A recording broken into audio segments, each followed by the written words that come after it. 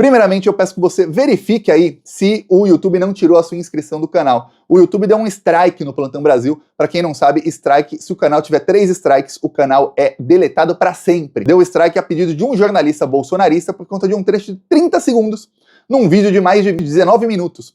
E aí, o que acontece? O alcance do Plantão Brasil diminuiu muito, então peço que você verifique se não tirou sua inscrição. Se está ainda ativado o sininho de notificação, aproveita e dá um like e deixa um comentário. A Procuradoria-Geral da República começou a agir. Aqueles analistas que diziam que, olha, o Procurador-Geral da República vai esperar acabar o período eleitoral para fazer alguma coisa contra o Bolsonaro. Aqueles colunistas, quase todos eles bolsonaristas, aí muita gente que repete a informação, né? Porque afinal vários colunistas dizem, né? Deve ser verdade. Pois bem, esses colunistas estavam errados. A Procuradoria-Geral da República acaba aí de soltar mais uma bomba contra o Bolsonaro em pleno final de semana, tá? O Procurador-Geral da República, ele mandou a Polícia Federal anexar aos laudos finais algumas das provas, todas as provas no caso, contra o Bolsonaro no caso das joias. Por quê? Porque a Polícia Federal indiciou o Bolsonaro, mandou para o STF aquele relatório que todo mundo teve acesso, com ali mensagens do Bolsonaro, áudios, ele com o Ossif, ele com o Tenente Coronel Cid, com o Weingarten, sobre o Bolsonaro vender as joias, depois tentar recomprar, depois ele ficar acompanhando o leilão, mandar o Ossif pegar um avião, tudo mais. Tudo aquilo foi compartilhado com o STF, com o Alexandre de Moraes, e ele, por sua vez, encaminhou para o Procurador-Geral da República, dando prazo. O prazo nunca é cumprido, tá? Mas ele deu prazo que seria até o dia 17 de agosto para que fosse apresentada a denúncia. O Procurador-Geral da República agora disse: ô polícia, tudo ok, só que falta o seguinte, falta vocês anexarem aqui todas as provas, porque tem muita coisa que vocês falam aqui no relatório e cujas provas vocês têm, mas vocês não anexaram as provas. Ou seja, imagina ter um relatório, alguém te dá ali um arquivo do Word, um PDF, mas não tem anexo, os arquivos com as fotos, o tudo mais, aquilo tudo. E a Procuradoria-Geral da República precisa colocar aquilo na denúncia contra o Bolsonaro. Então, Polícia Federal, anexe essas provas todas que vocês colocaram no relatório separadamente, para que a gente possa incluir aí em alta e boa resolução e incluindo, para quem não sabe, toda prova que é produzida tem um número de prova, tem um número ali no processo, toda investigação é um processo, e aí eles precisam incluir da maneira corretíssima. Por quê? Porque o que teme aí o Procurador-Geral da República é que ele faça uma denúncia e lá na frente o jogo político vire e aí eles usem qualquer desculpa para falar: olha, essa denúncia aqui é nula, hein? Não vale nada. Dou um exemplo: o Ministério Público do Rio de Janeiro denunciou o Flávio Bolsonaro por roubo de dinheiro público, formação de quadrilha, vários crimes, no caso das rachadinhas. Aí depois chegou um ministro do STJ e falou: não, essa denúncia aqui não vale não, ó, porque teve uma decisão aqui que estava mal embasada. O juiz tomou a decisão aqui em poucas linhas, isso não vale, isso não pode ser tomada dessa maneira, então anula. E aí anularam um monte de coisa, anularam a denúncia e o caso segue parado até hoje. O Ministério Público do Rio de Janeiro à espera aí de que mude o jogo político no Rio de Janeiro para voltar a denunciar o Flávio Bolsonaro. Veja como são as coisas. Então o que teme o Procurador-Geral da República é ele fazer uma denúncia, ter alguma coisa que não está 100% bem feita, e aí lá na frente o jogo político vire e eles tentem anular aí processos contra o Bolsonaro. Então ele falou: polícia, anexa aí tudo. Ele fez o pedido é para o Alexandre de Moraes, o Alexandre de Moraes já encaminhou para a Polícia Federal, então aí, segunda ou terça-feira, a Polícia Federal deve já estar encaminhando aí para a Procuradoria-Geral da República essas provas, o que indica o seguinte: só falta isso para apresentar a denúncia contra o Bolsonaro, tá? Apresentar a denúncia, para quem não sabe, é o seguinte: a primeira parte de um processo é a investigação. Investigou? Achou indícios de crimes? Mesmo que você fale: nossa, Thiago, mas é uma prova cabal. Por exemplo, é um assassinato, tem um vídeo do cara atirando. Enquanto está na investigação, o nome disso é indício.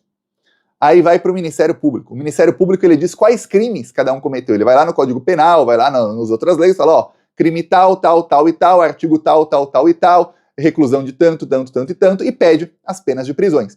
E aí, anexa as provas todas e faz a denúncia. O nome é denúncia. Isso vai para um juiz. No caso do Bolsonaro, vai para o Supremo Tribunal Federal. Aí o Supremo Tribunal Federal, no caso o plenário do Supremo, analisa se aceita a denúncia ou não. Se o que a polícia investigou e a procuradoria investigou e o que o procurador decidiu ali, se aquilo realmente é factual. Tem aí fatos aí que que pode começar um processo? Tem. Então aceito a denúncia e aí fulano vira oficialmente réu. O Bolsonaro tá aí para ser denunciado nos próximos dias e aí ele vai para o plenário do STF e ele vai virar oficialmente réu. Virando réu, começa o processo. Ele tem lá direito à defesa, vai ter o Ministério Público atacando, dizendo aí, ó, cometeu crime tal, tal e tal, e aí os ministros do STF julgam. E o que já se diz nos bastidores do STF, aí vários colunistas, até os bolsonaristas dizem isso, é que a partir do momento em que a denúncia for feita, isso vai ser a toque de caixa. O STF vai dar prioridade plena aos casos do Bolsonaro, porque o Bolsonaro é o chefão da quadrilha e o chefão da quadrilha precisa ser condenado e preso o quanto antes. Então a situação tá ruim, a ponto de que, eu falei aqui essa semana, saiu em alguns veículos bolsonaristas aí, que o Bolsonaro escalou o Tarcísio de Freitas para sondar ministros do STF, em especial o Alexandre de Moraes, com quem ele tem, ou tinha, uma boa relação, para ver se tem risco do Bolsonaro ser preso no dia 7 de setembro, ou logo depois, ou talvez até antes do 7 de setembro. Pois bem, o que acontece é o seguinte, o Alexandre de Moraes mandou abrir um inquérito na semana passada sobre essas mensagens do assessor dele que vazou. Por quê? Porque uma coisa é alguém falar, nossa, um hacker hackeou o assessor do Alexandre de Moraes, pegou as mensagens e vazou para o Glenn Green. Tá, tem lá o crime do hacker, é um crime lá contra a pessoa do ex-assessor e tal, isso pode ser investigado? Pode. Outra coisa é o seguinte, ele foi preso por violência doméstica. O que diz, aí eu fui ler mais sobre o caso, é que ele não agrediu a esposa. Eles estavam brigando, ele agrediu verbalmente ela e disparou uma arma de fogo em casa. Ela foi se esconder no quarto com as crianças, chamou a polícia, os vizinhos escutaram chamar a polícia, ele foi preso por disparo de arma de fogo, não por violência doméstica. Inclusive, segundo aí algumas matérias, ele chama ela de minha esposa, seguem juntos. Ele disse que foi um tremendo de um mal-entendido, um mal-entendido enorme e tudo mais, não sei. Não estava lá. O fato é que, assim que ele foi preso, a Carla Zambelli publicou uma foto dele. Como é que a Carla Zambelli tinha foto dele no Camburão? Estranho, não é estranho? Pois bem, ele foi depor. O primeiro a depor foi ele. Ele foi depor ele, a esposa dele e o cunhado dele. Por quê? Foi o cunhado que entregou o celular dele para a polícia.